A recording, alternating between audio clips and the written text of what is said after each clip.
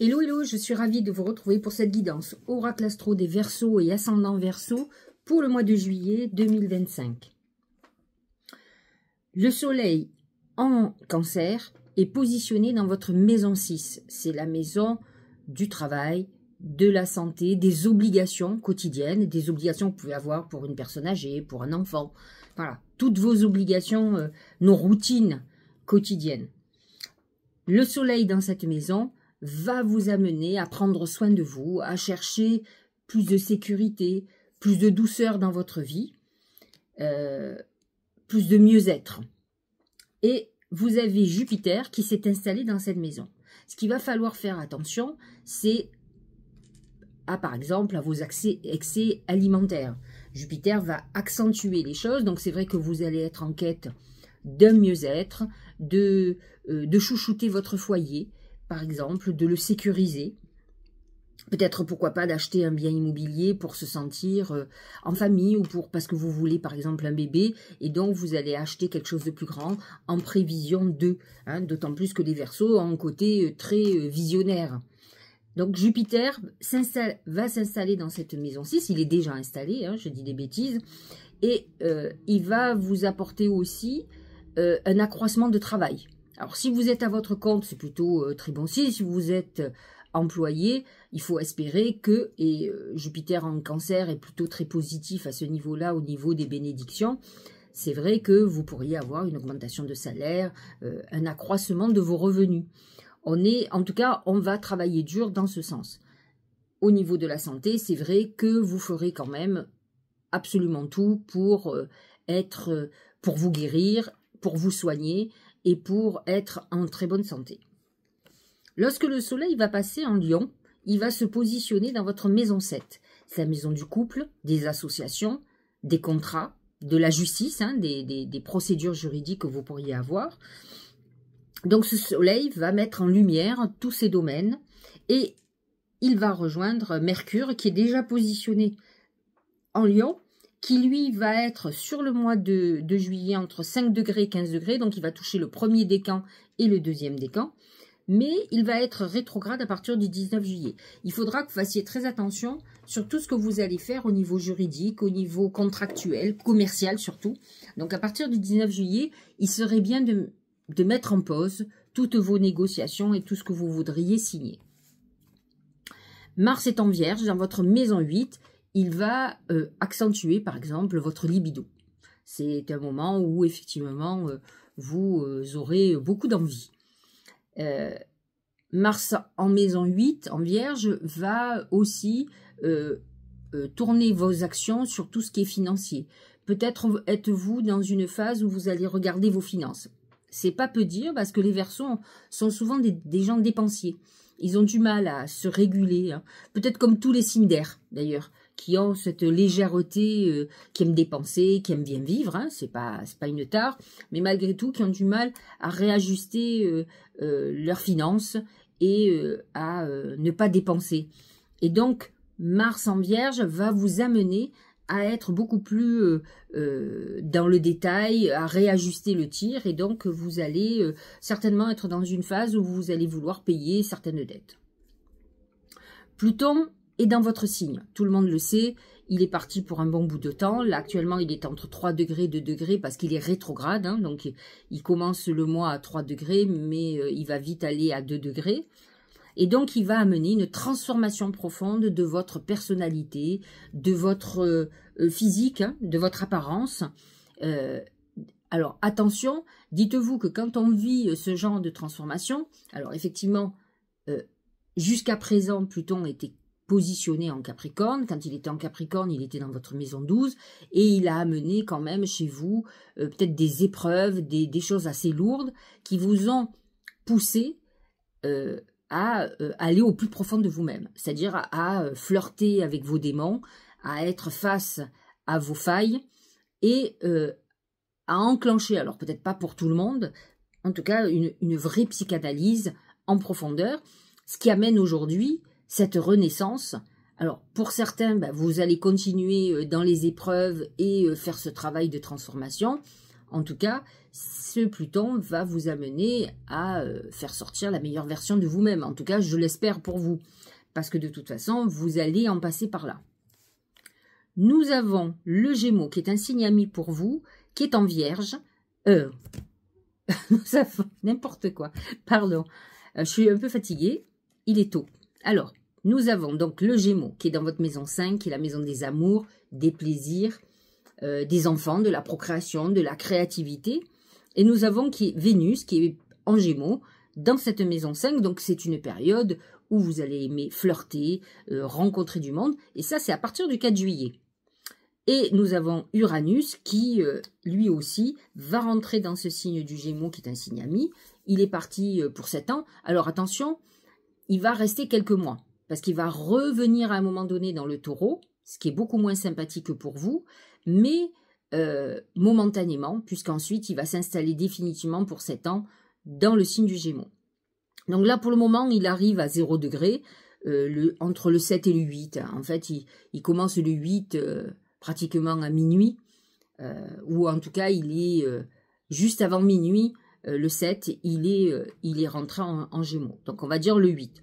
Le 8, il est à 0 degré, donc il touche vraiment les premiers jours du Verseau, c'est-à-dire ceux qui sont nés entre le 20 et le 21 janvier. Et donc, il va amener des bouleversements dans votre vie amoureuse. Vous pourriez devenir papa ou maman, peut-être même sans l'avoir voulu. Uranus amène l'imprévu quand même, hein, les choses soudaines. Donc, il va y avoir une conjonction Uranus-Vénus autour du 4 juillet qui peut amener un coup de foudre très important ou même autour de ce 8 juillet. Donc, c'est vrai que c'est très intéressant. En amont, nous avons bien sûr Vénus qui, avant de rentrer en Gémeaux, est en Taureau. Elle est entre 26 et 29 degrés du Taureau, alors elle y est jusqu'au 4 juillet.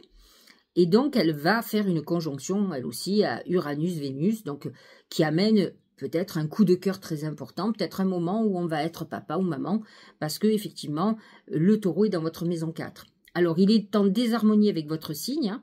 Il ne va toucher que les derniers décans des Verseaux, pour le moment, puisque à partir du moment où il va rentrer en Gémeaux, il va aspecter positivement les premiers décans, mais là, il est en carré avec le dernier décan des Verseaux, c'est-à-dire ceux qui sont nés le 19, le 18, le 17, le 16 février. Donc, ceux-là vont être touchés par ce carré Uranus-Vénus, qui peut être problématique aussi si vous êtes dans un couple fragile.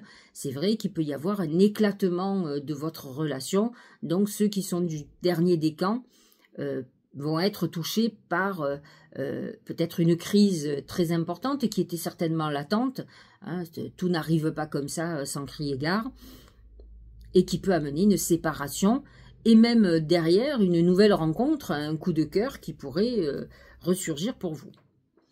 Vous le savez, on l'a assez répété, nous avons des planètes qui viennent de s'installer en Bélier, c'est-à-dire Saturne qui a quitté le Poisson, alors effectivement lui aussi momentanément, mais pour le moment, il est à 1 degré du Bélier, et Neptune, qui est à 2 degrés, qui est rétrograde le 5 juillet. Saturne sera rétrograde le 14 juillet, et donc sont tout début. Donc ça ne touchera que les premiers décans des Verseaux, ceux de janvier. Saturne et Neptune seront dans votre maison 3, la maison des frères et sœurs, la maison des mouvements, de tout ce qui est communication, qui est échange, les reprises d'études par exemple. On est dans une restructuration. C'est intéressant pour ceux qui travaillent dans l'influence parce que ça va amener peut-être une manière de s'exprimer beaucoup plus intéressante, beaucoup plus structurée en tout cas. Neptune, dans le Bélier, va vous amener beaucoup de créativité, beaucoup de connexion, beaucoup d'intuition dans la maison 3, et donc vous allez être sujet à recevoir des messages intéressants. Alors, nous avons une pleine lune en Capricorne, donc dans votre axe de la santé, 6-12, le soleil dans votre maison 6 en Cancer, et la lune en maison 12 en Capricorne, donc c'est une période, un axe lié à la santé.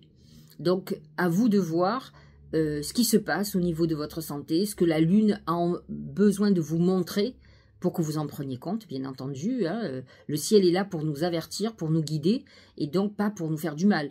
Donc, voyez ce qui se passe à ce niveau-là. et ça sera le 10 juillet. Il sera à 18,50 degrés du Capricorne. Et puis, il y aura une nouvelle lune très importante pour vous, puisqu'elle va être positionnée dans votre maison 7. Elle est en Lion, et elle sera le 24 juillet, elle sera à 2 degrés. Elle va être très en harmonie avec Saturne et Neptune, qui seront en Bélier. Donc, elle sera en Trigone. Et donc, effectivement, ça va être une période, une nouvelle lune très importante qui va vous permettre de vous connecter à vos guides de façon très intéressante et surtout de voir ce qui peut se passer au niveau d'un futur couple ou de votre couple actuel. Voilà pour l'astrologie. Nous allons voir ce que les oracles ont à nous dire. On va commencer avec mon oracle, l'oracle magique du Mar de Café. Et le premier, c'est l'araignée. L'araignée qui représente les tourments, et les tourments souvent psychologiques. Là, on est dans Mercure, Mercure qui représente le mental, l'esprit, qui est en Lion, qui va être rétrograde à partir du 19 juillet. Donc, j'ai envie de vous dire que l'araignée peut-être va être beaucoup plus compréhensible à partir du 19 juillet, puisqu'elle va vous replonger dans le passé, elle va faire un retour en arrière.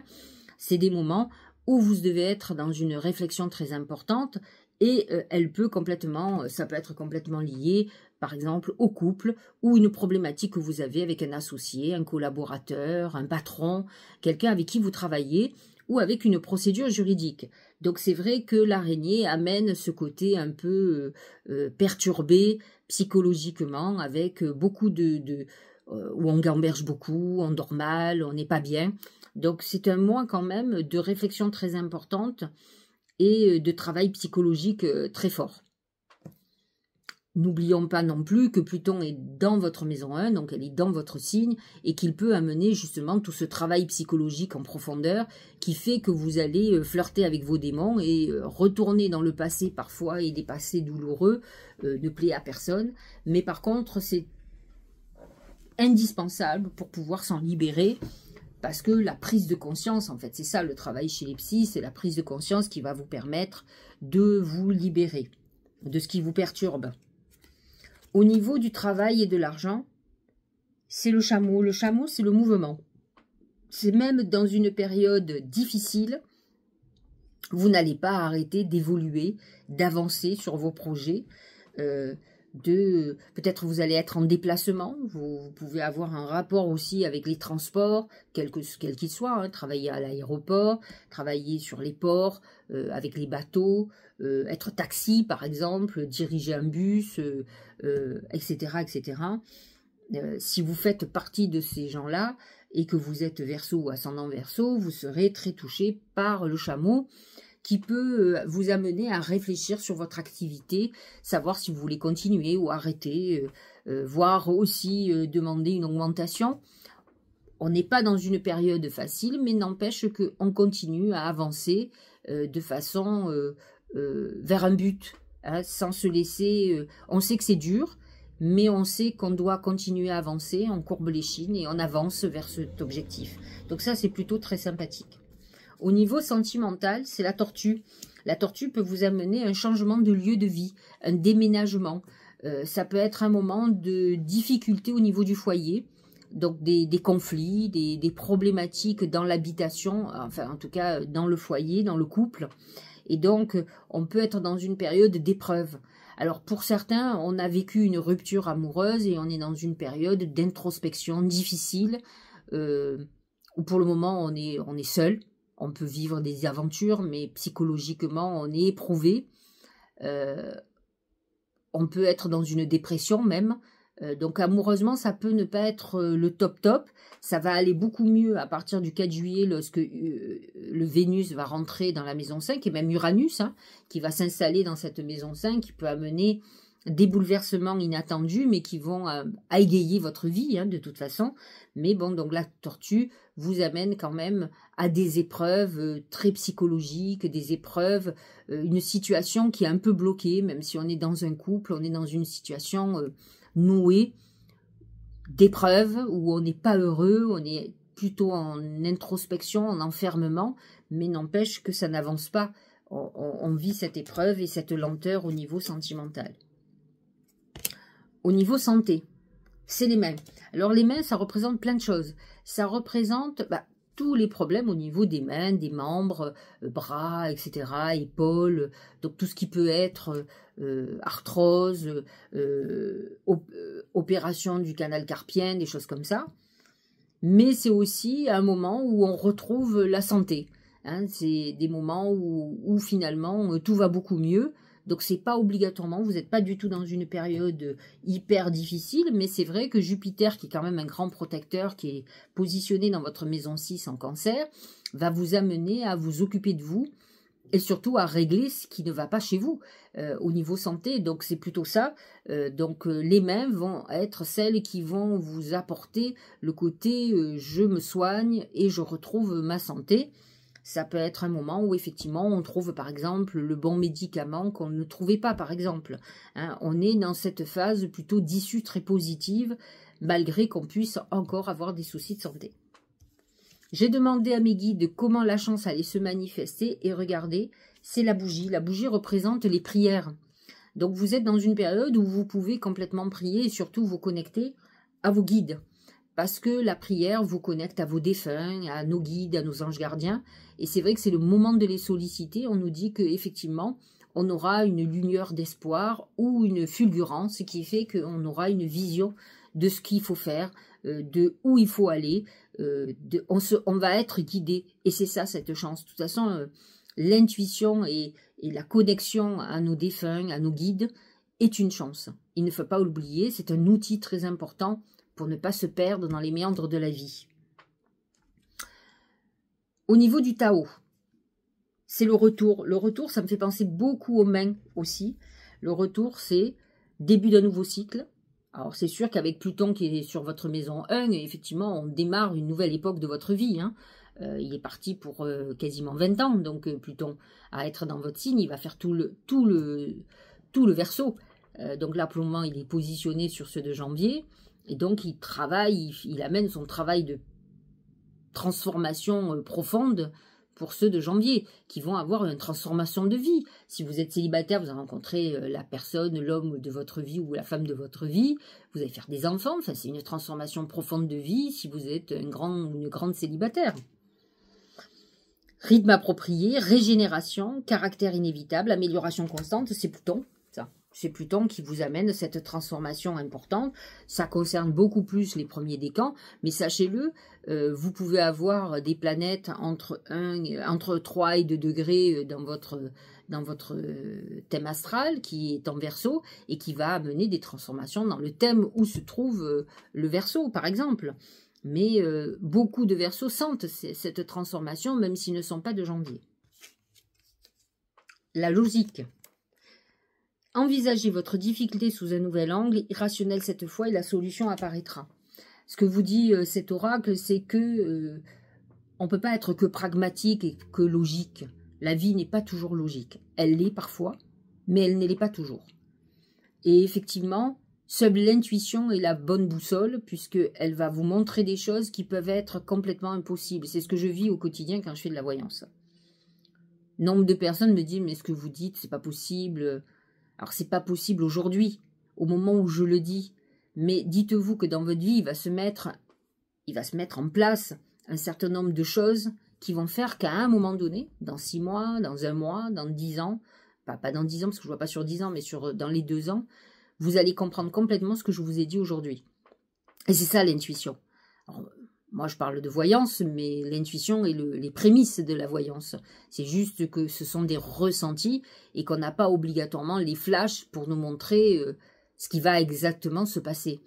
Et effectivement, à un moment donné, si vous avez beaucoup d'intuition, même si elle est contradictoire par rapport à ce que vous voyez dans votre vie aujourd'hui, c'est important de l'écouter. Hier, j'avais quelqu'un en consultation par téléphone qui est très intuitif, qui sait la vérité, mais son cœur, c'est une histoire d'amour, lui dit autre chose. Il a envie de mettre cette intuition sous le tapis, et pourtant il sait que c'est l'intuition qui est juste.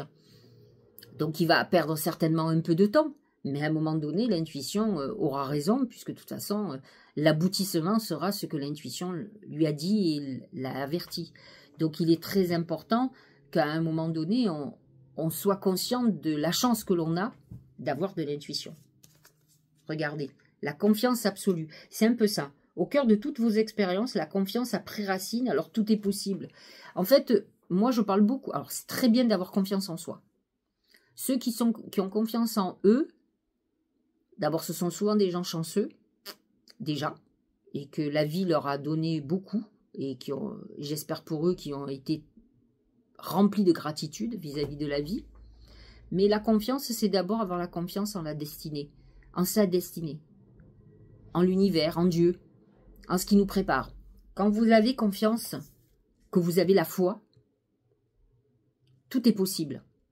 Et jamais vous ne faiblissez, jamais vous n'êtes angoissé. Ou alors très très peu. Parce que vous savez que l'univers ne vous amènera pas vers un cul-de-sac ou une épreuve. Il va vous amener au contraire vers ce qui va vous faire du bien. C'est nous qui nous compliquons la vie. C'est notre libre arbitre. Notre libre arbitre, c'est quoi? C'est notre raison. C'est ça que je veux. C'est ça la raison. À partir du moment où c'est ça que tu veux, tu ne sais pas. C'est ce que tu veux aujourd'hui. C'est ce que tu désires ardemment. Mais tu ne sais pas si ce que tu désires, l'objet de ton désir, va te rendre heureux ou heureuse. S'il est bon pour toi. Nombre de personnes qui sont allées avec des personnes toxiques, mais qui ont désiré ardemment cette personne et qui ont passé l'enfer, qui mettent des années à s'en remettre. Il faut faire très attention. Quand vous désirez quelque chose, écoutez votre intuition. Elle vous avertit pour ne pas que vous viviez ce genre d'épreuve. Quand vous ne l'écoutez pas, que vous dites bah non, c'est ce que je veux. C'est lui que je veux. C'est l'homme que j'aime. Alors que vous voyez très bien les défauts. Moi j'en ai, elles font des enfants avec des mecs qui sont horribles. Mais au moment où elles veulent faire un enfant parce qu'elles le veulent, lui. Elles font pas un enfant pour ce qu'il faut. Et ensuite, toute leur vie, elles payent. Parce que le problème, c'est que quand vous faites un enfant, il tient de vous et de votre mec. Il tient pas que de vous. Avec un peu de chance, il tirera beaucoup de vous. Mais si vous devez payer, il va tirer de l'homme que vous détestez aujourd'hui et que vous avez adoré avant. Et vous payez toute une vie. Réfléchissez, mesdames. Moi, j'en ai toute la journée qui veulent absolument. Avec quelqu'un qui boit, qui se drogue, qui les frappe, etc. À un moment donné, mieux vaut ne pas faire d'enfant. Parce que c'est la prison à perpète. Réfléchissez. Moi, j'essaye de rendre lucide des choses. Moi, je suis quelqu'un qui me projette en avenir. Pas aujourd'hui. Faire un enfant aujourd'hui, c'est un vrai plaisir, c'est un vrai bonheur. Mais c'est tout ce que ça va en découler. Jamais il faut penser qu'un enfant n'est que du bonus, que du bonheur. C'est faux. C'est faux et archi faux, malheureusement. Ralentissement. Vous voyez, depuis le début de la constellation, nous avons sorti le chameau. C'est celui qui avance dans un environnement de difficulté. Donc vous êtes certainement dans des périodes d'épreuve. C'est pas facile pour vous. Mais vous avancez. Il est sorti la tortue. Alors, certes un amour, mais globalement, elle est là. Donc, c'est la lenteur, c'est les ralentissements, c'est les épreuves, c'est des périodes difficiles psychologiquement. Souvent, quand on a la tortue, on a des procédures qui sont problématiques. Et là, ralentissement. Donc, vous avez compris, en tout cas qu'au mois de juillet, vous êtes dans une période où les choses sont ralenties, les choses n'avancent pas comme vous voulez. Si tu prends le temps de ralentir ta course et freiner à la productivité, tu arriveras à écouter ton cœur, à te reconnecter à tes émotions, à recevoir pleinement tes intuitions et à retrouver ce bonheur qui vient de l'intérieur. Alors si vous ne le faites pas déjà parce que la vie vous oblige et que vous êtes plutôt dans les starting blocks, là on vous demande de ralentir le rythme parce qu'effectivement quand on est pris sous pression, on n'entend pas notre intuition. On est sous pression. Il faut être au calme, ralentir le rythme. D'ailleurs, on ralentit notre rythme cardiaque pour pouvoir se connecter, pour monter en vibration, comme on dit. Donc, effectivement, c'est très important de ralentir, de se poser parfois pour réfléchir avec clarté. Dernier message, le message de vos anges gardiens. Partez. Quittez cette situation malsaine et profitez de nouvelles portes qui s'ouvrent à vous. Oui, dans la vie, il faut toujours régler les problématiques et vous verrez que votre vie va devenir beaucoup plus heureuse. Je connais beaucoup de Verseaux et ascendants Verseaux qui sont dans des situations compliquées, mais qui refusent de la changer. Pour plein de raisons, certainement des raisons très louables, mais qui finalement bloquent leur destinée, qui ne sont pas vraiment heureux ou heureuses. Donc, à un moment donné, il faut savoir dire, il faut que ma vie change, ne serait-ce que pour le bonheur. Parce que le bonheur vous évite les problèmes de santé, vous évite beaucoup de choses. Réfléchissez-y. Mais de toute façon, dites-vous que si vous ne le faites pas, c'est la destinée, c'est Dieu, l'univers, qui le fera à votre place. Et de façon violente. N'oublions pas que les Verseaux, les ascendants Verseaux, vont vivre des bouleversements très importants. Pluton amène toujours une notion de dramatique, mais pour votre libération d'une situation, ou pour que vous retrouviez votre liberté. Voilà, j'espère que cette guidance vous aura éclairé, chers amis Verseau et ascendant Verseau. N'hésitez pas à liker, à partager, à envoyer un ami ou une amie Verseau ou ascendant Verseau. En tout cas, si cette vidéo vous parle et vous pensez que ça lui parlera et que ça l'éclairera, je vous embrasse, passez un très bon mois de juillet, hydratez-vous. Il fait très très chaud et je vous dis à très bientôt.